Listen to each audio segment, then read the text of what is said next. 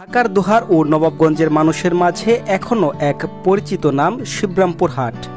মুন্সিগঞ্জের শ্রীনগর উপজেলার সীমান্তবর্তী বারৈখালী ইউনিয়নে শতবর্ষীয় এই হাটের পরিচিত ছিল একসময় সারা বাংলায়।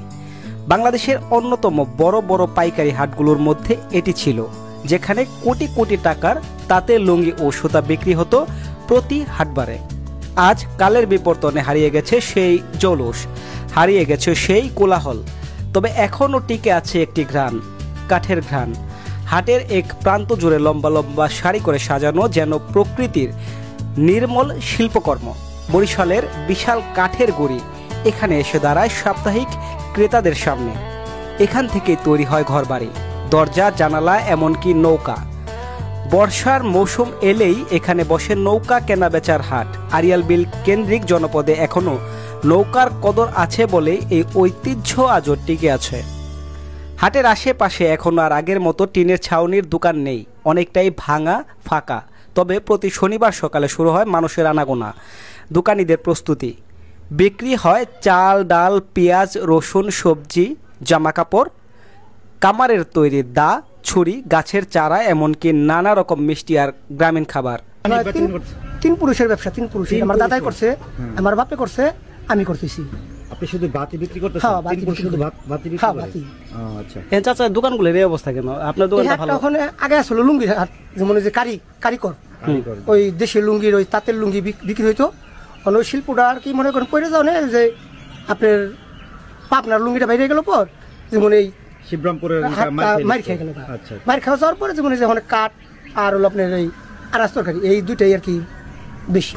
হাটের পশ্চিম প্রান্তে চলে কবুতর বেচা কেনার আয়োজন। গিরিবাজ, বাংলা, লাক্ষা, নানা জাতের কবুতর নিয়ে হাজির হন বিক্রেতারা। দর্শনার্থীদের মাঝেও এই কবুতরের হাট এক বাড়তি আকর্ষণ। আগে জমজমাট বেশি হইতো, এখন একটু কম হয়। এখানে কি কি বেচা কিনে হয়? আনাজ তরকারি, তারপরে আপনার লুঙ্গি, তারপরে কাঠ, এগুলা। এখানে সবচেয়ে জনপ্রিয় কি? জনপ্রিয় হইলাম কাঠের লিগা। এই হাটের উন্নয়নে ইতিমধ্যে কাজ শুরু হয়েছে। আসলে এরকম বাজার আমি দেখি নাই।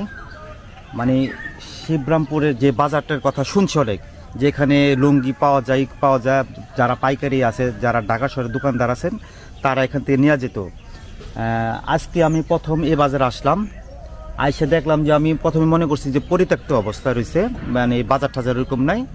তো যতটুকু মানুষের সাথে জানলাম, করলাম, দেখলাম যে বাজারে সপ্তাহে একদিন হাট বলে হয়, প্রতি শুক্রবার দিন। এইটা জানলাম আর কি। দরজার পাল্লা গেলে আজকে হাটবার না না, কবে? কালকে শনিবার দিন হাট। এটা কেমন বসে? এই তো মোটামুটি খুব ভালো হয়। আপনার কত বছর যাবত এই জায়গায় ব্যবসা করতেছেন? মোটামুটি কত 30 বছর। 30 বছর যাবত ব্যবসা করতেছেন। এই হাটটা সম্পর্কে যদি আমাদের একটু জানাইতেন।